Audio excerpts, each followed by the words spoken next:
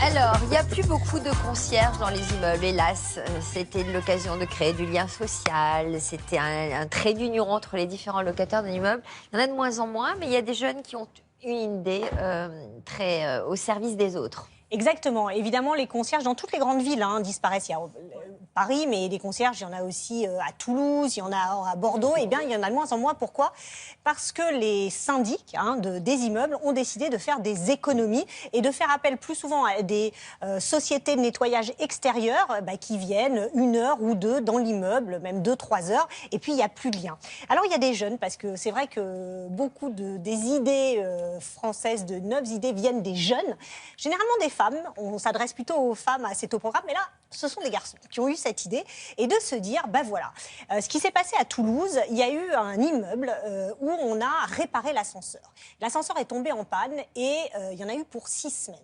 Sauf que dans un immeuble, vous avez des personnes jeunes, des personnes âgées, des moins jeunes, des valides, des non-valides. Vous avez une bonne représentation de la société française. Et ils se sont dit, comment vont faire ces gens qui ne vont plus avoir d'ascenseur pour aller faire leurs courses s'ils ont un problème, s'ils ne sont pas valides. Eh bien, ils ont eu cette idée de monter une sorte de conciergerie en plein milieu de la ville.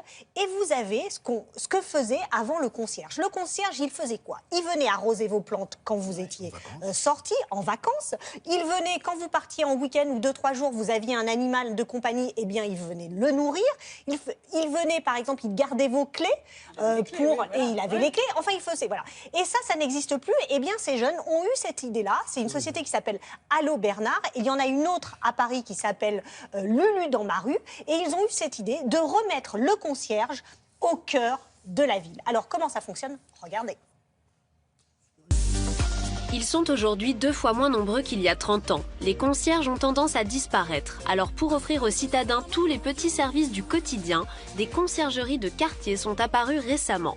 Elles connaissent un immense succès dans les grandes villes comme Paris, mais aussi Toulouse, où de jeunes entrepreneurs ont créé une conciergerie sociale et solidaire. C'est vraiment le même concept qu'un concierge d'immeuble à l'époque. Donc quelqu'un qui peut rendre plein de petits services pour arroser les plantes, pour faire un petit peu de ménage, pour bricoler, etc. Mais étendu au niveau du quartier. L'idée nous est venue parce qu'on a eu vent d'un ascenseur qui allait être en rénovation pendant 5 semaines. Et du coup, on a dit, les gens, notamment de plus de 75 ans qui ne vont plus avoir d'ascenseur, comment ils vont pouvoir faire? Et en fait, c'est ça qui a donné naissance à la conciergerie. Je vous ai amené un pack d'eau.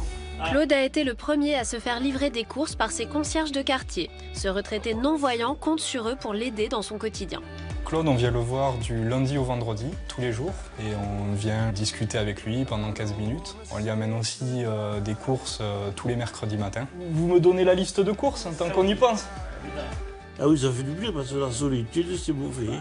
Ils viennent me voir, ils me lisent des livres et on me promène dans le quartier. On va pas loin. Tous ces petits services coûtent 100 € par mois à Claude. Et dans cette conciergerie, il y a des dizaines de prestations possibles, dont certaines bénéficient d'un crédit d'impôt de 50%. Pour de l'échange d'appartement, le dépôt des clés, c'est à partir de 2 €. Si vous avez besoin de louer du matériel, ça va de 0 € de prix solidaire pour des tout petits outils à 15 € pour emprunter une perceuse de bonne qualité. Allô Bernard, bonjour. Bonjour. Oui, on peut vous mettre un concierge à la disposition avec le camion. Si vous avez besoin d'un concierge pour vous aider à déménager, là c'est 30 € de l'heure. Favoriser le lien social et créer de l'emploi au sein d'un quartier populaire, c'est l'ambition de ces concierges toulousains. Et comme Hélène, de nombreux habitants en profitent. Ça va, c'est une bonne élève. Hélène, elle apprend bien. Ouais, ça va, oui. On apprend petit à petit à manier tous ces appareils, smartphone, tablette, ordinateur. Et ça avance. Oui, j'essaye. J'essaye de me concentrer. On n'a pas de concierge ici, justement, c'est ce qui est pratique parce que d'abord, ils sont pas loin. Et puis, ils sont très disponibles, ils sont plusieurs. Donc, il y en a toujours un qui peut répondre d'urgence. C'est pratique et c'est un peu rassurant même. On a à peu près 200 clients. Donc, il y a une dynamique qui s'est créée autour de la conciergerie et on est à peu près une dizaine à être des concierges occasionnels ou réguliers. Forts de leur succès, ces concierges de rue ouvriront bientôt un nouveau local dans un autre quartier de Toulouse. Sophie, on tient à remercier Claude. Claude, notre téléspectateur. Oui, que nous sommes allés interviewer parce que ça fait 2 ans qu'il fait appel au service de ses concierges et puis il est seul, donc ça crée vraiment du On lien l'embrasse social. parce qu'il paraît qu'il est très fidèlement, régulièrement devant sa télé. Oui, exactement. Merci Claude. Alors, juste pour vous